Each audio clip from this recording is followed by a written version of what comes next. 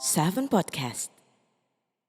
Assalamualaikum warahmatullahi wabarakatuh. Jumpa lagi di Seven Podcast, ruang kreatif kita. Dan kali ini bareng saya hostnya Jovandi ya. Kali ini saya kedatangan tamu yang luar biasa nih ya. Karena memang episode kali ini juga luar biasa. Karena kita akan berbincang langsung dengan Ketua PMI Provinsi Kepulauan Bangka Belitung selama 30 menit ke depan. Nah, ada baiknya kita sapa dulu nih Ketua kita, yakni Bapak Dr. Andes Haji Abdul Fattah MSI. Assalamualaikum Pak. Waalaikumsalam.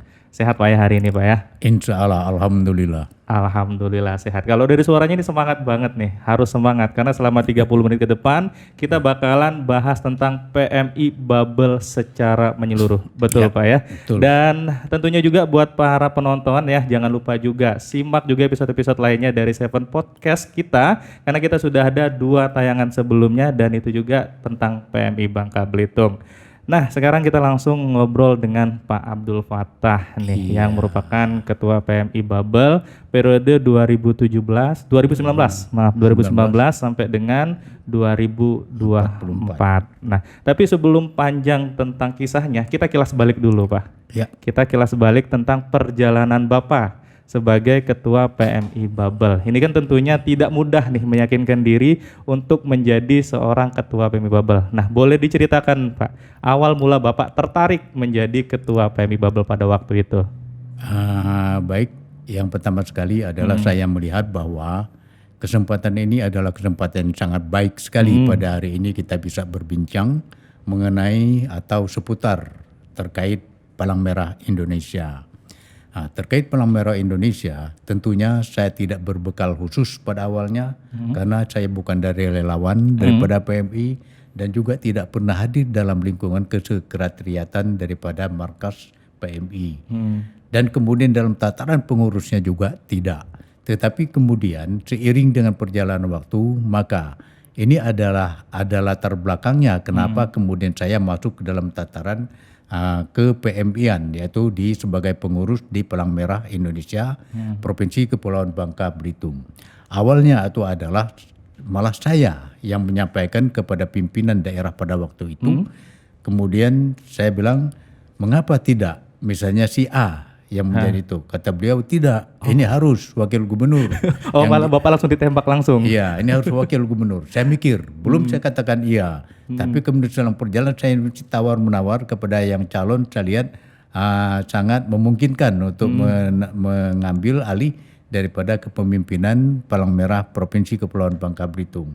Oleh karena itu, karena beliau juga sudah terlalu banyak jabatan yang melekat pada dirinya, maka kemudian saya meyakinkan diri dan menyatakan iya, saya siap untuk kemudian dimusyawarahkan kepada seluruh cabang PMI yang ada di kabupaten dan kota se-Provinsi Kepulauan Bangka Belitung.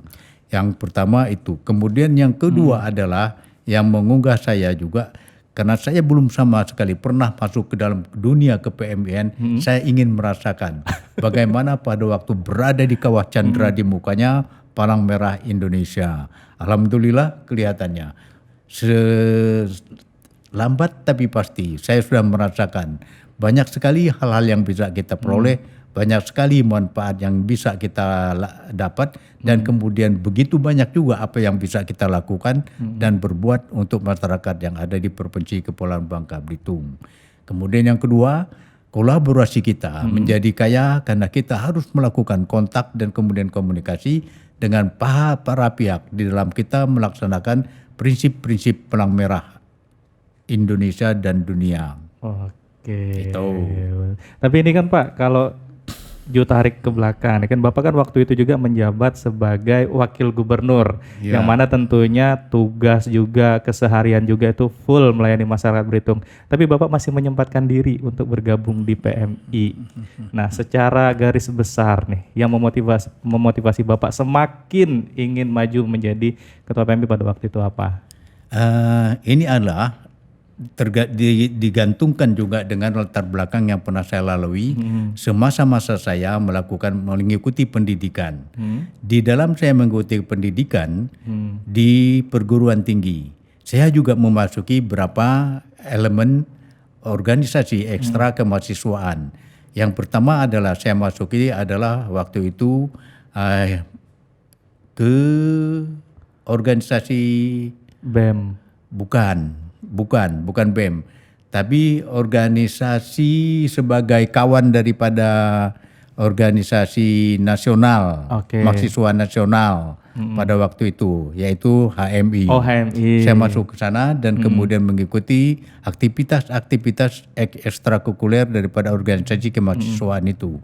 Kemudian yang kedua, saya terlibat langsung aktif di dalam organisasi kemahasiswaan, yaitu Senat Mahasiswa di sebuah fakultas, katakanlah Fakultas Sosial Politik Universitas Padjadjaran Bandung. Dan kemudian saya juga masuk ke dalam tataran Badan Permusyawaratan Mahasiswa yang ada di lingkungan fakultas tersebut. Inilah yang merangsang saya. Kenapa kemarin pada waktu yang malu, waktu masih bersekolah, masih waktu mengikuti pendidikan, kita bisa melakukan kegiatan-kegiatan ekstra seperti itu. Apa ya sebagai wakil gubernur nggak bisa melakukan kegiatan ekstra seperti itu? Saya yakin oleh karena itu, saya ikut di dalam percaturan pemilihan daripada calon ketua PMI Provinsi Kepulauan Bangka Belitung di tahun 2019. Oke, wow. Alhamdulillah terjadi suatu kondisi ya kelihatannya saya memang digariskan untuk memimpin PMI di Provinsi Kepulauan Bangka Belitung yang pada saat ini udah masuk dalam beberapa tahun, yaitu dari 19, 20, 21, 22. Berarti udah 3 tahun berjalan. 3 tahun perjalanan, tersisa 2 tahun lagi, mudah-mudahan kita bersama berkolaborasi bisa kita mengembangkan PMI dan kemudian adalah bantu masyarakat Provinsi Kepulauan Bangka Belitung yang memang membutuhkan bantuan PMI. Wah, luar biasa. Jadi memang basic Bapak waktu muda memang anak organisasi dan akhirnya ada kesempatan di tahun 2019 masuk ke dalam organisasi PMI, tertuangkanlah lagi minat sebagai orang organisasi. Ini luar biasa sih. Jadi PMI tidak salah memiliki ketua seperti Bapak Abdul Fattah.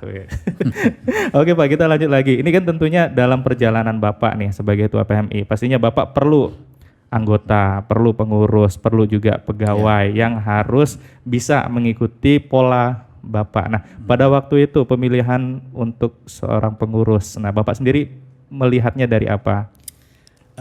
Yang jelas adalah saya mencoba menyerap dan kemudian mengevaluasi terhadap informasi-informasi yang masuk kepada saya.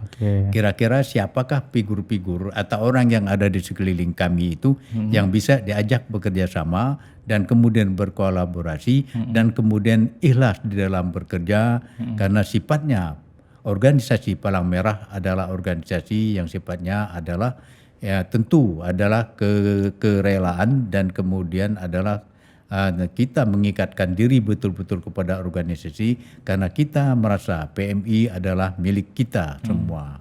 Oke, berarti Bapak ngecek dulu nih latar belakang para pengurusnya, kira-kira gimana nih mereka nih siap tidak bekerja dengan ikhlas tanpa pamrih, kurang lebih seperti itu Pak ya?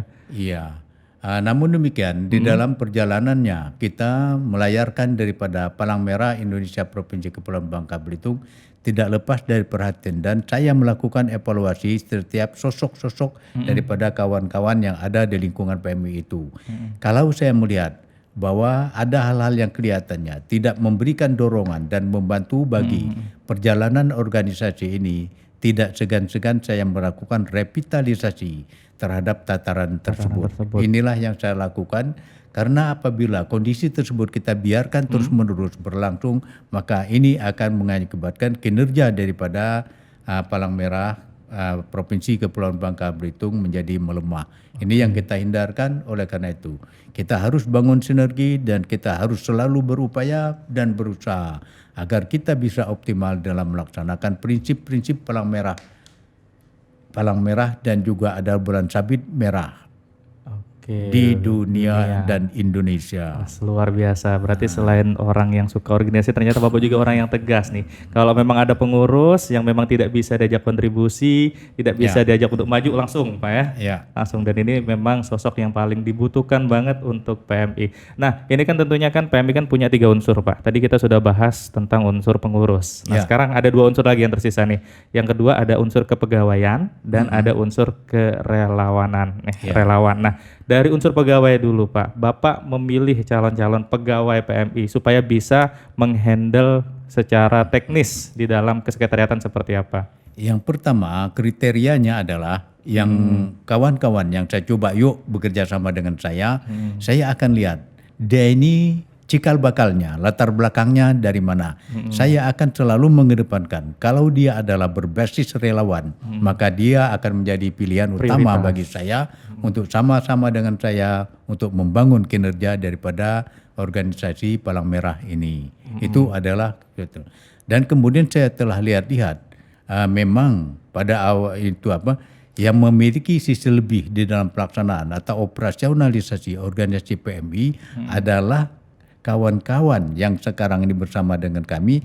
Memang dia sudah berlatar belakang atau beraltar daripada relawan. Karena mereka sudah tahu dasar-dasar atau prinsip-prinsip kepalang merahan, sehingga lebih mudah. Kita tidak terlalu banyak itu berbicara, tapi mereka sudah bergerak dan kemudian memberikan kepada kita input yang kemudian untuk kita coba olah dan kemudian ambil sebagai suatu keputusan sebuah kebijakan. Inilah sebabnya. Makanya saya bilang di sini masih ada satu lagi untuk itu untuk slot. Untuk itu melengkapi daripada tataran fungsionaris yang ada di PMI ini. Tapi saya tanya, kalau bisa yang bersangkutan adalah berlatar belakang daripada relawan. Yang pertama. Yang kedua adalah agar dia memiliki mobilitas yang tinggi sehingga untuk sisi-sisi mana, sudut manapun kegiatan itu dia bisa lakoni. All round. Berarti tetap juga ya selain kepengurusan yang profesional, tapi juga pegawai juga harus yang profesional. Terutama mereka yang memiliki latar belakang sebagai seorang relawan. Karena secara teknis mereka sudah paham. Jadi bapak satu perintah mereka bisa jalan 3 kali gitu. Luar biasa nih, luar biasa banget. Nah sekarang yang masalah relawan nih. Nah sejauh ini kan relawan kita ini kan banyak nih Pak, tersebar di kabupaten kota. Nah Bapak sebagai ketua PMI yang sudah berjalan 3 tahun nih melihat aktivitas, kegiatan dan juga kontribusi para relawan kita seperti apa Pak? Saya belum melihat ya secara faktual gitu mengenai masalah. Ada suatu saat atau suatu momen tertentu para relawan-relawan yang bertebar katakanlah di seluruh kabupaten dan kota di bawah payung daripada Palang Merah Kabupaten Kota yang kemudian adalah memiliki suatu ruang gerak bersama-sama dengan tataran pengurus. Saya belum melihat itu. Ini yang menjadi pertanyaan saya. Saya pernah bertanya kepada tataran sekretariat daripada markas, saya tanya, relawan itu apakah kita bisa rekrut secara langsung oleh provinsi? Jawabannya adalah tidak. Karena itu mereka keberadaannya adalah di bawah payung daripada PMI, kabupaten dan kota. Manakala kita ingin melakukan satu kegiatan, kita bisa melakukan koordinasi kepada tataran pengurus kabupaten kota. Namun demikian, kalau kita punya momen tertentu, saya yakin para relawan akan bergerak. Oleh karena itu, saya juga terpanggil bahwa dalam waktu dekat ini kita ingin coba menginventarisasi relawan yang aktif di masing-masing kabupaten dan kota. Kalau saya sudah tahu peta kekuatannya, maka saya akan melakukan suatu kegiatan-kegiatan untuk menghimpun mereka semua. Kita berkumpul, kita kemudian melakukan aktivitas secara bersama untuk momen-momen tertentu. Seperti misalnya, pada hari ini kita tahu, tanggal 8 Mei 2022 kemarin, itu adalah merupakan Hari Palang Merah Internasional. Mengapa kita nggak merayakan itu? Kita unggah itu kondisi itu bersama-sama dengan para relawan. Ini sebenarnya yang ingin coba saya gali ke depan ini. Apabila nanti pada tahun depan kita kembali bertemu dengan tanggal 8 Mei, maka saya akan melakukan gagasan itu untuk mengundang seluruh relawan aktif yang ada di masing-masing kabupaten kota. Yuk kita bersama-sama berhimpun dan kemudian kita melakukan aktivitas. Apa yang harus kita lakukan? Kita lihat prinsip-prinsip Palang Merah dan Bulan Sabit Merah Internasional yang kita lakukan. Untuk hal itulah apa aktivitasnya, apa kegiatannya. Maka di tahun 2022-2023 nanti kita akan lihat apa yang akan kita muat agar para relawan itu bisa berhimpun bersama-sama dalam satu event yang sama. Dan event yang luar biasa juga pastinya ya. Tapi rencana ini adalah sudah kita gagas untuk tahun 2023 nanti paling tidak kita akan lakukan itu adalah di tingkat di kabupaten. Kata kita tunjuk adalah Kabupaten Belitung. Kita akan ke sana dan kemudian kita harapkan relawan bisa berkumpul di sana. Tinggal apa muatan-muatan yang akan kita lakukan nanti di kita konsumsikan kepada para relawan itu. Nanti kita akan bicarakan bersama dengan para relawan itu sendiri. Wah, ini sudah ada bocoran nih bahwa nanti ini akan ada satu event besar yang mana seluruh relawan yang ada di kabupaten kota ini akan terhimpun secara besar di dalam suatu aktivitas ataupun kegiatan. Ini keren sih. Tunggu nih Pak. Semoga saya bisa ikut Pak ya. Ikut. karena memang kita sendiri kan punya hari relawan tuh Pak di tanggal 26 Desember. 26 Desember. Ya, dan ini mungkin siapa tahu nanti kan menjadi momen tersendiri nanti semua relawan bisa berkumpul. 26 Desember. Iya, karena terakhir kita kumpul relawan secara besar-besaran itu di tahun 2019, Pak. 2019 di mana? Di Koba. Di Koba Tengah, di Pantai Ardal, Pak. Dan semoga nanti di tahun ini pun tahun depan ini kembali para relawan bisa berkumpul lagi. Amin ya. Saya akan lihat dulu konfigurasi rencana kerja tahun 2023 itu. Mudah-mudahan nggak masuk. Kalau belum masuk masih bisa ada kesempatan untuk melakukan satu reformulasi. Saya coba lakukan itu. Oke, wah luar biasa. Untuk hari relawan. Untuk hari relawan. Terima kasih nih Pak, karena saya juga termasuk unsur relawan. Unsur kan? Iya, dan saya juga ketua foral, jadi wajib hukum saya untuk mengasih apresiasi ke Pak Ketua yang telah mewadahi daripada relawan tersebut. Luar biasa. Nah, kemudian Pak, ini kan tentunya sudah nih, pengurus sudah, kemudian juga pegawai sudah, relawan sudah. Nah, sekarang terkait dengan program kerja yang mungkin yang sudah dulu Pak, yang sudah dilakukan atau mungkin yang akan dilakukan oleh PMI Provinsi Kepulauan Bangka Belitung ini kedepannya apa dan sebelumnya apa? Yang jelas adalah saya kaitkan dengan Hari Palang Merah Dunia. Walaupun kami tidak secara sporadis mengangkat persoalan ini, tapi dalam kegiatan dan gerak kami melakukan, yaitu memang kami tidak kumandangkan bahwa PMI Provinsi Kepulauan Bangka Belitung melakukan aksi donor darah dalam rangka memperingati atau merayakan hari ulang tahun PMI, Palang Merah Internasional. Tapi kemudian kami sudah ikuti gerakannya, bahwa pada bulan Mei ini ada tiada pekan, tiada minggu yang kita lewati selain kita melakukan aksi donor darah di Provinsi Kepulauan Bangka Belitung. Sasaran kami adalah pada awal sekali, langkah pertamanya itu adalah kita akan berputar di seluruh ASN Provinsi Kepulauan Bangka Belitung di masing-masing organisasi perangkat daerah. Kemudian yang itu setelah di lingkungan pemerintah daerah provinsi, kita akan masuk ke tataran instansi vertikal, angkatan dan Polri. Kita akan masuk ke dalam tataran tersebut untuk kita melakukan aksi donor darah. Dan kemudian rasanya kita bisa melakukannya secara simultan dalam satu minggu. Ada 2 institusi yang kita masuki. Saya akan mencoba untuk mengemas ini dengan melihat bahwa ada momen apa, kegiatan apa, perayaan apa di masing-masing institusi tersebut. Kita akan tawarkan bahwa Palang Merah Indonesia Provinsi Kepulauan Bangka Belitung untuk senantiasa dan sedia bersama dengan pimpinan instansi tersebut melakukan aksi donor darah di lingkungannya.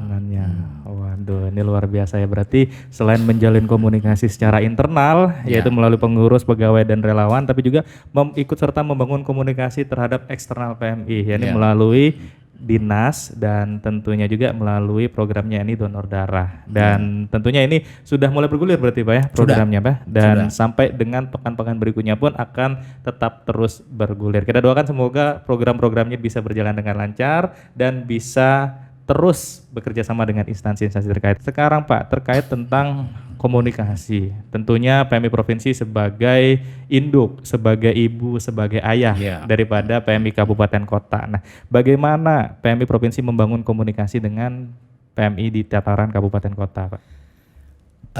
Kita sudah membuka ruang komunikasi yang katakanlah adalah Palang Merah Indonesia Provinsi Kepulauan Bangka Belitung lintas provinsi yang ada di Indonesia. Itu adalah kita memperkenalkan saling sapa antara para pelaku-pelaku kegiatan-kegiatan PMI dimanapun dia berada, di pelosok Indonesia dimanapun dia berada, kita bisa melakukan komunikasi tersebut. alat-alat komunikasi pada saat ini tentulah berbeda dengan alat komunikasi pada waktu kita belum masuk kepada era peradaban baru. Pada saat ini kita masuk dalam era peradaban baru di mana kita melihat bahwa teknologi adalah menjadi panglimanya di dalam kita melakukan aktivitas, di antaranya adalah aktivitas yang kita lakukan melalui teknologi digital. Dan kemudian adalah contoh konkret dan nyata pada hari ini adalah kita bisa melakukan suatu komunikasi antar pengurus-pengurus PMI dan kemudian relawan yang ada di Indonesia ini melalui satuan-satuan Palang Merah Indonesia baik di tataran provinsi dan kabupaten dan kota. Hal-hal seperti ini adalah sangat perlu dan sangat baik kita lakukan sehingga kita tahu kalau kita melakukan aktivitas atau menyusun program kerja, kita tahu dan mendengar program-program apa yang ada di sebelah sana yang kelihatannya bisa kita ikuti perkembangannya dan kemudian juga ikut melakoni kegiatan itu. Itu adalah sisi positifnya kalau kita memang betul-betul melakukan satu komunikasi yang baik kepada tartaran-tartarannya. Sasarannya adalah sebagaimana pada hari ini kita lihat bahwa kita mencoba, kita memanfaatkan teknologi digital ini adalah melalui podcast pada hari ini yaitu Seven Podcast yang ada di PMI Provinsi Kepulauan Bangka Belitung. Ini adalah kita mencoba, ini adalah kita kembangkan. Dan kita juga mengajak pada kawan-kawan yang ada di tataran provinsi atau tataran kabupaten kota di lingkup Provinsi Kepulauan Bangka Belitung, yuk kita melakukan kegiatan-kegiatan seperti ini.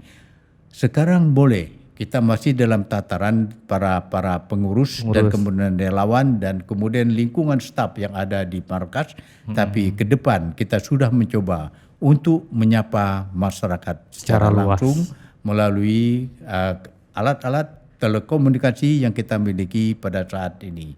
Inilah sebenarnya kalau kita tahu mengapa hal ini perlu kita lakukan. Kita ingin tahu kalau misalnya komunikasi ini terbangun, kita akan tahu apa yang terjadi pada belahan sebelah sana dalam waktu yang singkat dan real time. Kita sudah tahu juga mendapatkan apa yang terjadi di sebelah sana. Sebagaimana halnya kita ingin lihat bahwa Provinsi Kepulauan Bangka Belitung melalui Palang Merah Indonesianya yaitu senantiasa melakukan kolaborasi di dalam membantu dan meringankan masyarakat menginginkan dan memohon bantuannya, meminta bantuannya. Seperti misalnya kita tahu bahwa Palang Merah itu bergerak adalah untuk bantu sesama, tidak hanya di tataran bencana-bencana yang non alam dan juga alam. Nah, sekarang kita pada akhir-akhir ini adalah kita bergelut dengan tatanan bencana non alam. Non alam yaitu adanya virus yang bertebaran di seantero dunia ini.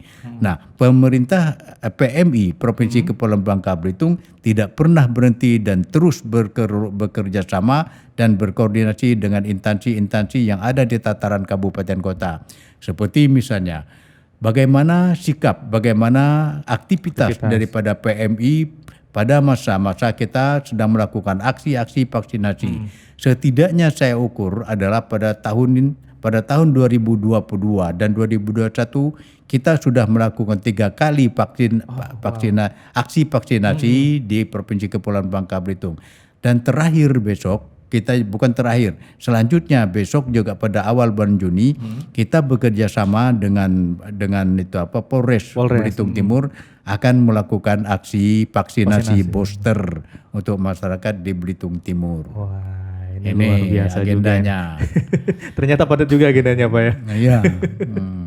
Ini luar biasa banget sih, selain menjalin komunikasi secara eksternal, ternyata komunikasi secara internal juga ini benar-benar diangkat dan dibangun oleh PMI Provinsi Kepulauan Bangka Belitung, yang mana kita tahu PMI Provinsi Kepulauan Bangka Belitung ini selalu menangkap berarti Pak ya aspirasi-aspirasi dari kabupaten kota, pengennya apa, seperti apa, nanti ditangkap dan dibentukkan, realisasikan dalam sebuah bentuk program kerja. Dan salah satunya yang sudah terlaksana itu adalah tentang vaksinasi. Wah, ini keren banget sih. Berarti udah 3 kali dan nanti akan menjadi vaksinasi yang keempat. Itu untuk provinsinya.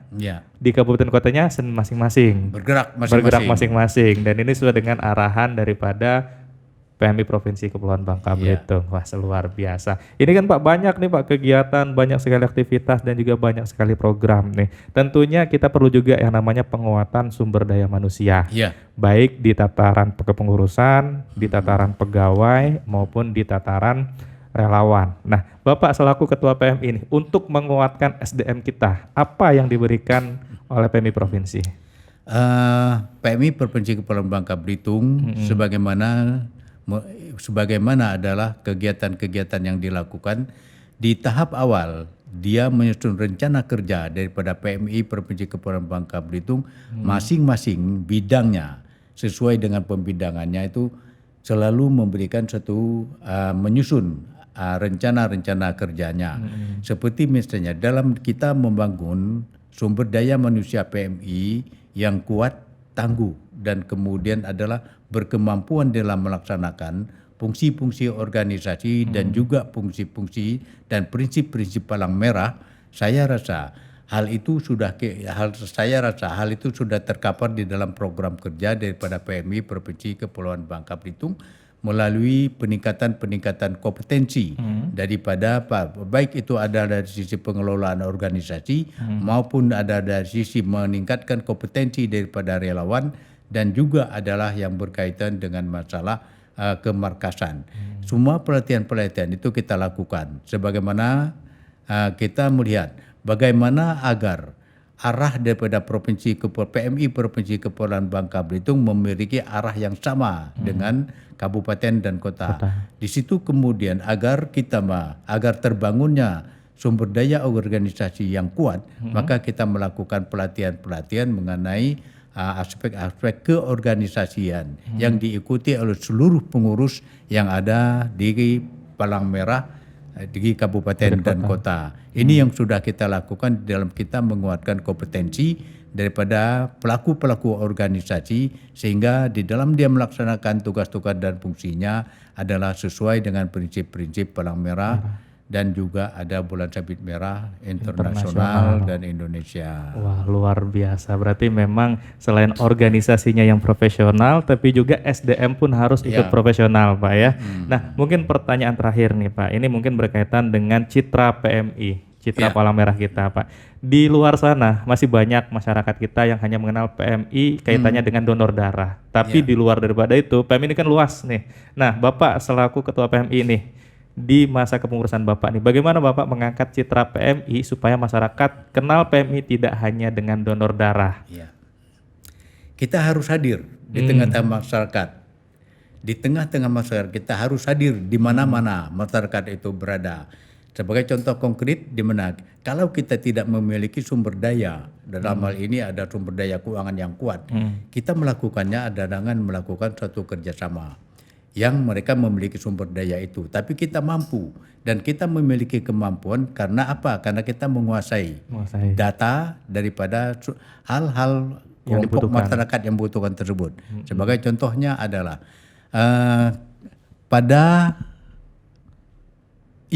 tepatnya adalah besok hari Jumat. Hari Jumat kami bersama-sama melakukan kolaborasi dengan Badan Amil Zakat Nasional Provinsi Kepulauan Bangka Belitung. Oh, apa tuh agendanya, Pak? Tujuannya adalah untuk menyapa masyarakat yang berkemampuan lemah untuk mendapat perhatian. Yaitu kita akan turun bersama dengan Badan Amil Zakat Nasional Provinsi Kepulauan Bangka Belitung dan PMI untuk menyapa masyarakat yang ada di Kabupaten Belitung di suatu desa, yaitu memberikan santunan kepada masyarakat tersebut. Sambil mengenalkan PMI. Iya, sambil mengenalkan PMI. Artinya ada di sini, benar saya sependapat bahwa PMI tidak identik hanya donor darah saja.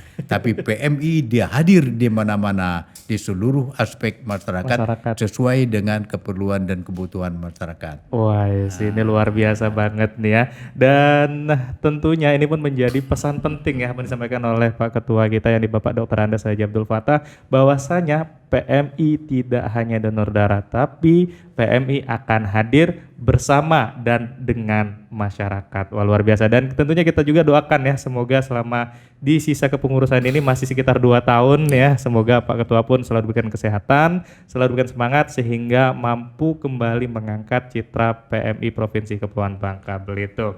Terima kasih banyak Pak, ini luar biasa banget. Ini sebenarnya 30 menit kurang Pak ya. Dan tentunya buat para penonton dan juga pendengar semuanya ya, jangan lupa juga simak video-video ataupun podcast-podcast episode sebelumnya di kanal YouTube kita yakni PMI Bubble. Selain itu juga kita juga punya media sosial yakni PMI Provinsi Bubble yang membagikan segala macam aktivitas dari PMI Provinsi Kepulauan Bangka Belitung, baik aktivitas harian maupun aktivitas yang sifatnya event ya. Dan kita juga mengucapkan terima kasih juga kepada bidang komunikasi dan informasi karena sudah memfasilitasi kita juga Pak dengan ruang podcast kita yang bernama Seven Podcast dengan tagline-nya adalah ruang kreatif kita. Jadi di ruangan ini semua unsur baik kepengurusan, baik pegawai maupun relawan pun bisa berkreatif di ruang podcast kita. Jalan terus, sukses terus. Wah itu dia, jalan terus, sukses terus. Terima kasih. Wassalamualaikum warahmatullahi wabarakatuh. Waalaikumsalam.